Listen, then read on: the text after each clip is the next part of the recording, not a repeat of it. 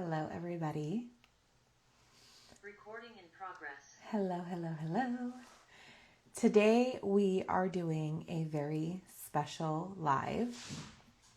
This is called the 8-Figure Audit, where I am literally going to audit somebody's business live for you to see.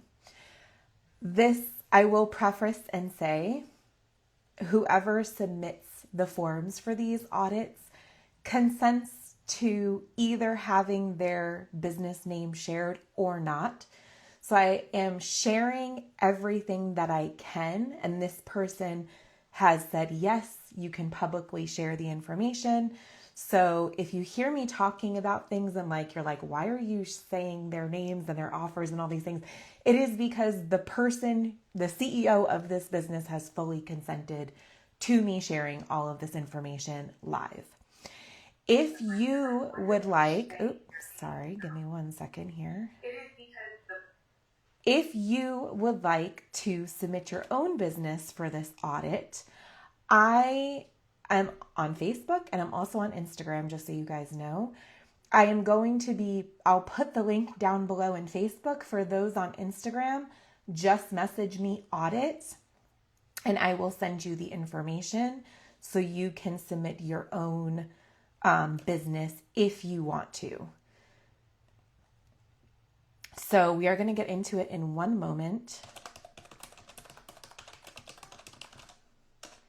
I'm just getting this set up. Oops. All right, give me a minute here, guys, and we're going to dive right in. If you guys have questions as I'm sharing this, just go ahead and drop your questions below and I will check the comments afterwards and answer any questions that you may have. And again, this is, excuse me, this is fully consented to this person wanting to share their business information and all of that. If you want to take part in the audit, this can be done completely anonymously as well without your business name. So let me tell you about the business that we're auditing today. This is the Wealthy Mama Movement by Nellie, Mentor Nellie on Instagram and Facebook if you want to go check her out and follow her. Her current revenue is at $300,000 annually, and about $25,000 monthly. Her goal is to get to $80,000 monthly and $1 million in 12 months. And obviously, you can submit your business here no matter what. It's called the 8-Figure Audit, but your goal doesn't have to be 8 figures in the next year. But I'm actually going to talk about how Nellie can make more than $1 million for 2026. So we're going to dig into that because it's really exciting too. So, for her, she really wants to hit this revenue goal because it means total overflow and ability to be able to spend more time with her family, invest in her team, and also invest in her community. All of those things are super important to her. Her current, one of her current offers is the 6-Figure Marketing HQ. This is $97 a month. This is a membership. It's brand new. She just started enrolling in this, and this is for cutting down time with developing a 6-figure brand. Then her flagship offer right now is the All-In Mastermind, and this is already booked with 25 clients in it, which is great. This is where she directs coaching and feedback to build business and help them accomplish their goals. The cost of this right now is $1,000 per month. So most of her revenue, or all of her revenue, is coming from the mastermind right now, which honestly is a fabulous start, because oftentimes when I'm auditing businesses, it's like you're trying to start with the lowest possible offer, and that's the hardest way to build. Right now, team is her and one part-time OBM.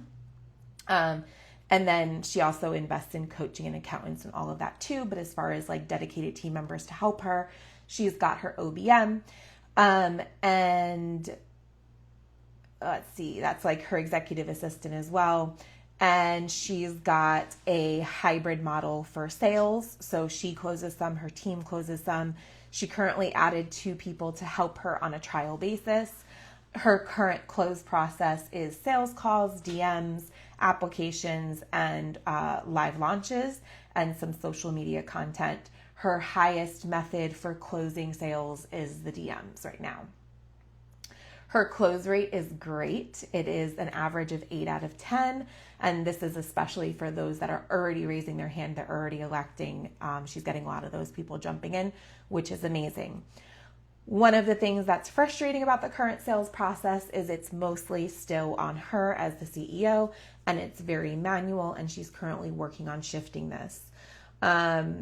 She said, I asked the question of what do you think is currently keeping you from scaling to 8 figures or scaling with more ease? And she said a duplicatable, scalable sales system that we just keep rinsing and repeating to make bringing in millions of dollars so easy and just a matter of time. This is a big focus for me this year. I asked, what have you tried that hasn't worked? She said, email and Instagram always feel painful no matter what I try. And if you could wave your magic wand and change one thing about your business, what would it be? And she desires to have repeatable, scalable sales systems and up and running, and the team not really needing her besides teaching the class. So let's first talk about the most important part that I see with scaling business, and then we're going to get into like the actual practical scaling things. I also want to just let everybody know, since this is the first audit that I have done, the way that these audits go, I am highlighting what the pain points are and what the things that are holding back are. So this is not going to be me saying, do this offer and do that offer and name it this and price it this. It's not that. It's going to be a little bit of that. I'm going to get into like the freebies, the low and the whole scalable system, but I'm not giving you the actual like deliverable system. This is like to say, this is your bottleneck. This is what you really need to focus on to get to 8 figures. And then obviously, if you want to continue working with me, like that is how we start actually like building this out in a step-by-step actual way. So just as an FYI for how these audits go. So the first thing is absolutely with the team. What I can't stress enough here, and what I see so much in the coaching space, and this is one of the things that I really attribute it to, like a lot of times in the coaching and service-based space, you're learning from other coaches and service-based people. You're not necessarily learning from people who built businesses outside of that or multiple businesses. And it's one of those things, like it's one of the things that worked for them, so they teach it, but it's not actually the most effective thing. And that is the OBM process and mentality. I'm not saying OBMs are a bad person to have on your team or a bad type of thing, but the most important team member that you are going to have on your team and is needed from the beginning, in my opinion, you need your number 2. So if your OBM currently is not somebody who thinks like you, who you feel comfortable delegating actions to, that type of level, when I'm saying number 2, they should represent your brand properly and to the level in which you represent your brand. They should think like you. They should fully understand the vision that you have as the CEO. They should fully understand how to execute without you. So oftentimes when I see OBMs in the online space, it's more of an executive assistant. It's more of a support. It's more of I'll help send out that email, and maybe they're writing an email for you or something like that.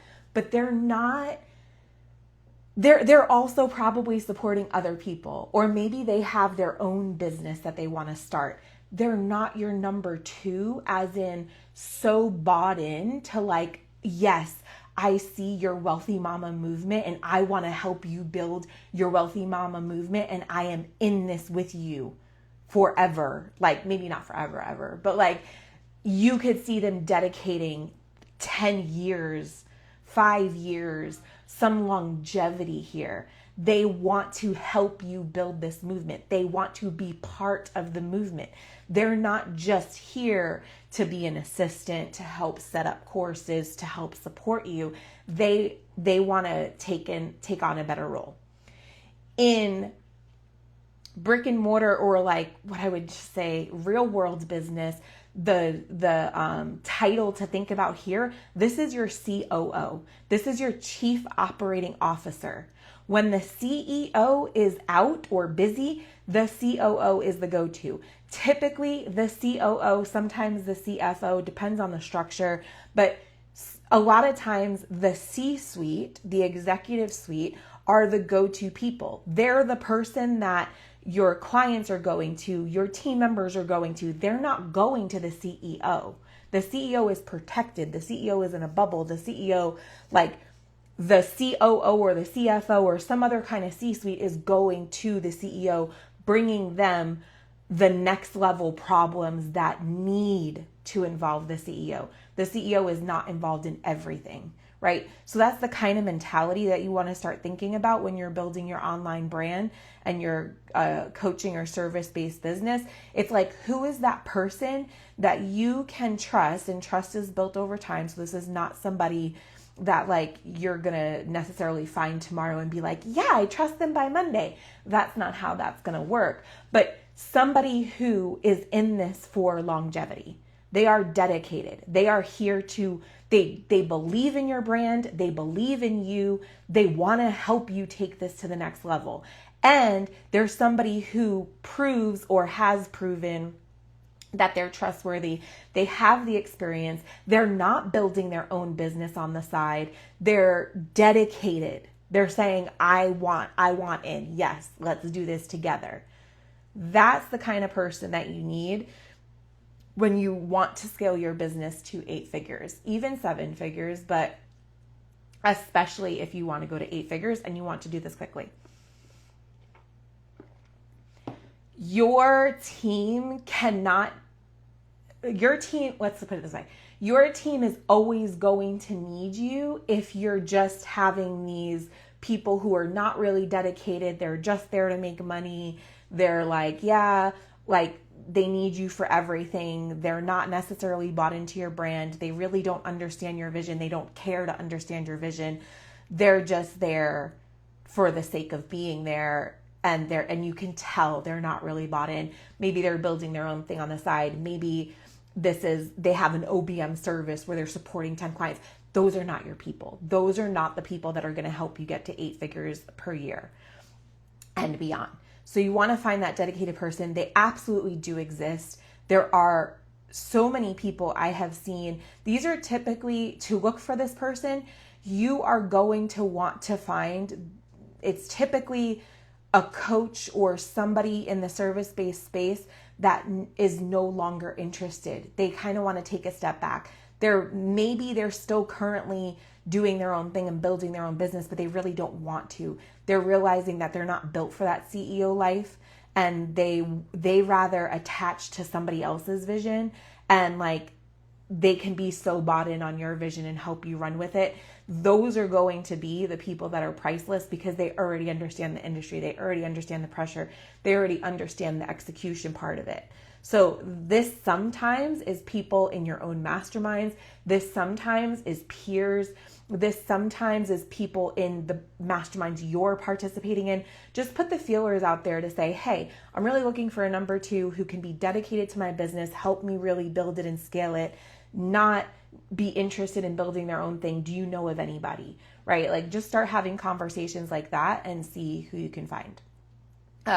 So that would be my number 1 piece of advice, because that number 2 person is going to be priceless for you, especially if you want to step back and you want to step back fairly quickly.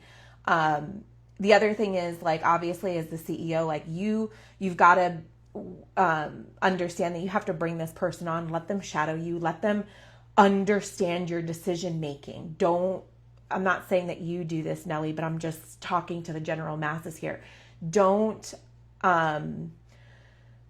gatekeep your process making, because it's within your process making, your decision making, why you're saying no to this choice or this color, saying yes to this choice or this color. Like, your number two has to understand how you think, so then they can also be like, oh no, I know this is what her vision for the brand is. I know this is the wording for our brand. I know this kind of logo is not going to fly because it's not the vibe, right? They need to understand your thought process. There needs to be a shadowing process. Maybe even they're shadowing you on your coaching calls, whatever the case is, but allow them to come in and see behind the curtain. Once you have established, like, yes, this is the person that there's this mutual, I want to run with you, you want to run with me, we're locking arms, we're going to do this together, we're committed, okay, let's go.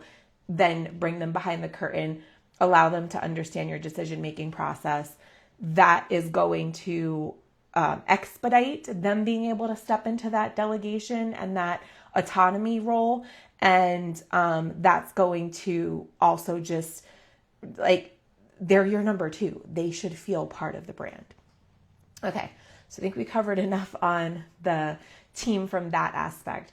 As far as the sales team support, I love that idea.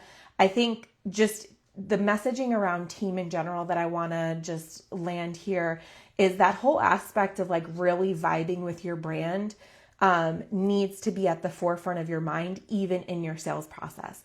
Your sales team is a direct extension of you. They're your first or some type of contact with your clients, the first impression that your clients are going to get of what it's like to be in your world. So just making sure that they are an exceptional culture fit and they align with your mission, your vision, all of those things.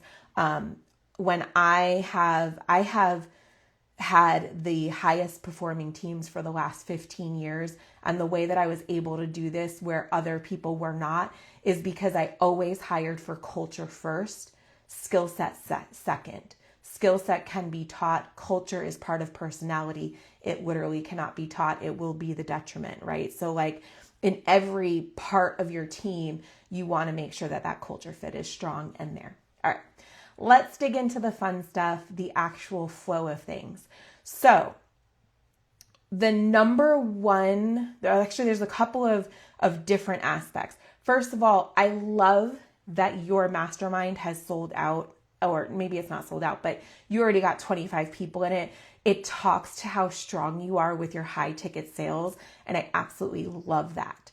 The gaps here is something I want to help you see where you can help to bring people into your world very fast if you change a little bit of the structure, or not even change, you add these certain pieces, right? So when we're thinking about a funnel and we're thinking about our sales funnel and we're thinking about our client journey with us, that top part, when you're thinking about a funnel, that V, the top part, the whitest part is your freebie area.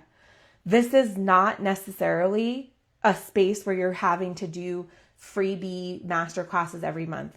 Highly actually against that. I think it wastes a lot of time. It leads to a lot of burnout and just like pressure for you to feel like you need to deliver all the time. So the thing that I have found the best that works as freebies are a video series. Oftentimes people do like PDFs and things. I find that video series works really well. Just a couple of videos. It could be even a video or 2 to 3 videos, 30 minutes or less each, that are giving your clients or potential clients a quick win. So think about what your freebie could be. This could be something like, I had it written down somewhere. Hold on. I'm looking for my notes on this. Where did I put that? I know that you work with women with ADHD.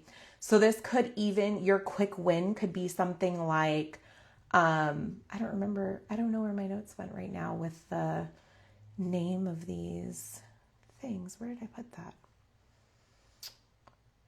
that? But your freebie could be something that just helps them break through that first initial cycle. Right now, they're like thinking their brain doesn't work properly. How am I going to scale this? I really want to do this in my business, but I just can't get my brain to focus. It could be a freebie around helping them focus. What are the kind of like entry level things that you did that have worked for you? Those tips that you would be willing to put into a freebie. Your goal on the freebie, this is going to sound really high, especially because I don't think you have a freebie right now, or if you do, it wasn't on the audit, but your goal to get to 8 figures. So this could be something that like you have it's a stretch goal for next year, but ideally you want to get 10,000 people a month into that freebie. That number, I know like it sounds very high and it's like, but that's a way that you could, it's like you're always talking about the freebie. It's always front of mind. It's the front thing that they're going into. If you do any ads or anything like that, you're putting the ads to it. This could also be different freebies. If you do speaking opportunities or summits and things like that, like you can switch up what this freebie is. But whatever that freebie is, the average conversion from a freebie is about 2 to 5%, and that should convert into a low ticket offer. Right now, I see your membership, which maybe might have been intended as a low ticket offer, but a membership is completely different than a low ticket offer. So I would highly suggest for you to create a low ticket offer. Typically, this is something under $100 and it's a one-time payment. So I just plugged in a number of like, let's say $47. You want to create this low ticket and have it be, I would recommend doing like a quarterly low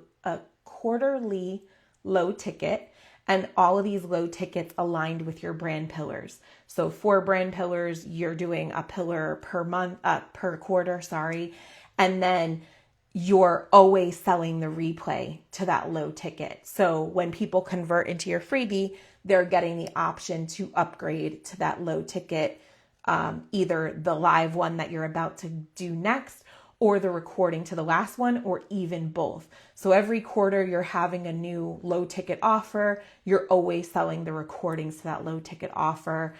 That should be from those 4 low ticket offers. For the year, you can enroll a minimum of like 900 people into that. If you do the math, that's about 300 per month. And you're doing them live quarterly. So, and if that number is like, oh my gosh, how do I get 300 people per month? That's okay. That could be something that you work up towards. But I just wanted to kind of put some numbers around this so you can just understand the kind of momentum that you can build with it.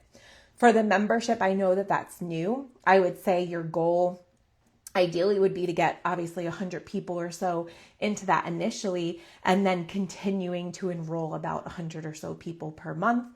That would be a great revenue source for you. Right there is 1.4 million if you did something like that.